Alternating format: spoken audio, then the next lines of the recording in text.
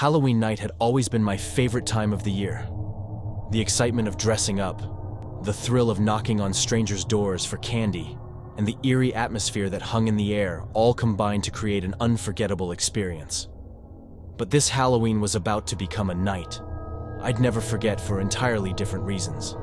My friends and I had planned an epic night of trick-or-treating. We were in our early teens, still young enough to embrace the childish joy of Halloween, but old enough to appreciate the adrenaline rush of scaring ourselves silly. Dressed in our homemade costumes, a zombie, a witch, and a vampire, we set out with empty pillowcases ready to be filled with sugary treasures. The moon hung low in the sky, casting eerie shadows on the dimly lit streets. It was the perfect Halloween night, cool and crisp, with the faintest hint of mist that clung to the ground. As we ventured further into the neighborhood, the houses became fewer and farther between. The atmosphere grew increasingly unsettling, as if the very air was charged with an unexplained tension. Finally, we came upon a house that stood alone on a darkened street. It was unlike any other house we had encountered that night. It was old, dilapidated, and shrouded in shadows that seemed to move on their own. The yard was overgrown with tangled weeds, and the porch creaked ominously as we approached. But what caught our attention was the pumpkin. A massive, gnarled pumpkin sat on the porch steps, its grotesque face carved with sinister precision. It was the kind of pumpkin that seemed to have been grown in nightmares, not in a garden. Its malevolent grin sent shivers down our spines. My friends dared me to ring the doorbell, and not one to back down from a challenge, I pressed the button. The sound echoed through the silence, reverberating ominously. We waited for what felt like an eternity, but there was no response. Just as we were about to leave, the door creaked open on its own, revealing an impenetrable darkness inside. A cold wind swept past us, carrying with it a putrid smell that made my stomach churn. Fear clawed at my chest, and I knew this was a terrible mistake, but I couldn't bring myself to move. Suddenly, a voice emerged from the darkness, a whisper that slithered into our ears like a venomous snake. "Come in," it hissed, and against our better judgment, we obeyed. The inside of the house was even more decrepit than the outside. The walls were covered in peeling wallpaper, and the floorboards groaned in protest under our weight.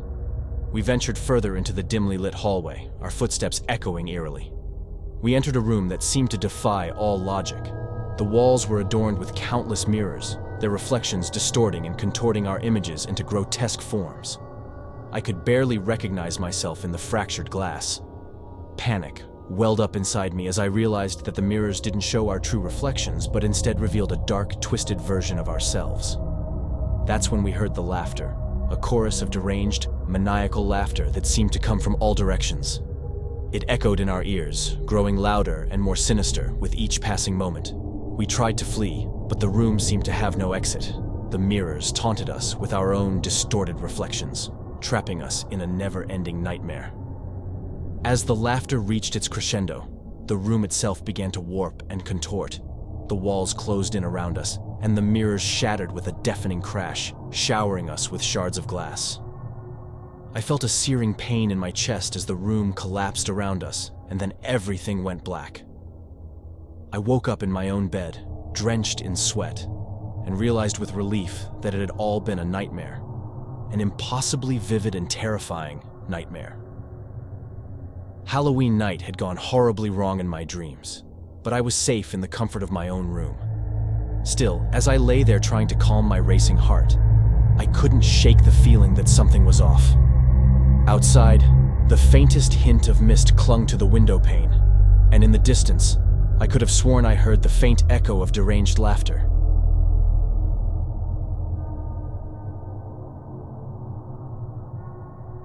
The chill in the October air cut through my bones as I ventured out into the moonlit night.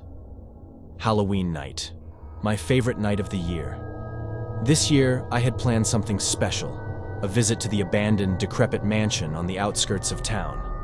Legends said it was cursed, that the spirits of those who had died within its walls still lingered. My friends, Mike and Sarah, were hesitant but intrigued, so we donned our costumes, Mike as a devil Sarah as a wicked witch and me as a ghost. Armed with flashlights and a bottle of liquid courage, we made our way to the mansion, its silhouette looming ominously in the distance. The gravel crunched beneath our feet as we approached the iron-wrought gates. Their rusty hinges squealed in protest as we pushed them open. The mansion's facade was even more unsettling up close, with ivy-covered walls and shattered windows like soulless eyes. The wind whispered eerie secrets through the broken panes. As we ventured deeper into the darkness of the mansion, the air grew heavy with foreboding. Our flashlights flickered, casting eerie shadows that danced on the walls. The floorboards creaked beneath our feet, a symphony of ghostly footsteps echoing through the desolation. "Guys, this place is seriously creepy," Sarah said, clutching her broomstick tightly. "Come on, it's just a legend," I replied, trying to sound brave, though my heart raced as fast as a hummingbird's wings. We explored room after room, each more unsettling than the last. Crumbling furniture, decaying portraits, and the faint scent of decay hung in the air. The mansion was like a forgotten time capsule, preserving the memories of its tragic past. In a room on the upper floor, we stumbled upon a dusty old mirror, its frame ornate and tarnished.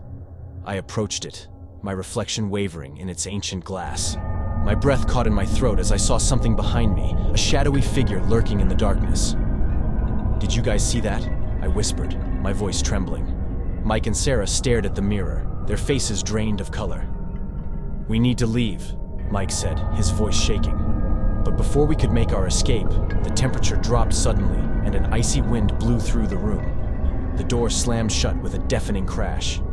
Panic set in as we realized we were trapped. "Something's not right," Sarah whimpered. The figure in the mirror drew closer, its twisted face contorted in anguish. We tried to back away, but an invisible force held us in place. Our costumes felt like they were suffocating us, binding us to this cursed place. The figure reached out a skeletal hand, and the world around us twisted and contorted. We were transported to a nightmarish realm, a place of eternal darkness and torment. For hours, we wandered through a labyrinth of horrors, our screams echoing in the void. The ghostly figure haunted our every step, its wails of despair driving us to the brink of madness. Finally, as dawn broke on Halloween morning, we found ourselves back in the mansion. The figure in the mirror was gone, and the door had mysteriously opened. We stumbled out, our costumes tattered and our spirits broken. Halloween night had gone horribly wrong, and we had experienced a horror beyond our wildest nightmares. The legend of the cursed mansion was no mere tale. It was a terrifying reality, one we would never forget as long as we lived. If we lived, that is.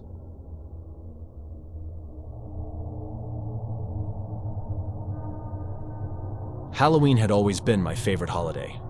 There was something thrilling about the crisp October air, the rustle of fallen leaves, and the anticipation of the unknown. This year, I decided to take my fascination with the eerie and mysterious to a whole new level.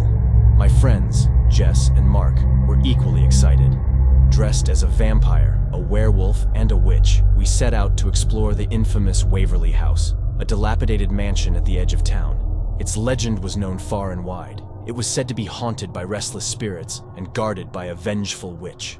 The night was moonless, a thick blanket of darkness enveloping the world. We approached Waverly House, its crumbling walls looming ominously. Vines snaked up its sides like serpents, and shattered windows stared like empty eye sockets. A shiver ran down my spine, but I was determined to prove there was no such thing as ghosts. We entered cautiously, flashlights in hand, their beams cutting through the inky blackness. The floorboards groaned beneath our feet, as though the house itself was awakening from a long slumber. Cobwebs clung to our faces, and the air was thick with the scent of decay. The first room we explored was a parlor, filled with faded furniture and cracked mirrors. Jess gasped, her flashlight illuminating a message scrawled on the dusty glass. It read, "Leave now or suffer." Mark laughed nervously, dismissing it as a prank. We pressed on, through corridors that seemed to twist and turn, leading us deeper into the mansion's heart. In a dimly lit room, we stumbled upon a curious door. its wood adorned with strange symbols. The air grew colder as we ventured inside. Before us stood a room unlike any other, an arcane library, its shelves lined with ancient tomes and jars containing grotesque specimens. At the center, an ornate mirror beckoned. I couldn't resist its allure and approached it. My reflection seemed distorted, my features twisted and grotesque. Panic surged through me as I felt a cold hand grasp my shoulder. I turned to find Mark and Jess frozen, terror etched on their faces. A raspy whisper filled the room. "You trespassed where you shouldn't have." A figure emerged from the shadows, a spectral form cloaked in tattered robes. The witch from the legend was real, and she was standing before us, her eyes gleaming with malevolence. "We didn't mean any harm," Jess stammered, her voice trembling.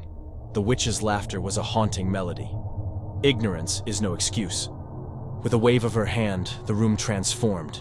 The books and jars became cages filled with tormented souls, their anguished cries echoing in our ears. We were trapped in a nightmare. The witch's voice reverberated through my mind. "You'll join them." Hours passed, or maybe it was an eternity. We tried to escape, but the witch's magic bound us to the cursed library. Our cries went unheard, lost in the abyss. As dawn broke on Halloween morning, the witch released her grip on us, and we stumbled out of the room. Waverly House had changed. No longer decrepit, it stood as it once had, a grand mansion untouched by time. But the memory of that night haunted us. We had trespassed into a world of darkness, and it had changed us forever. Halloween night had gone horribly wrong, and we had paid the price for our curiosity.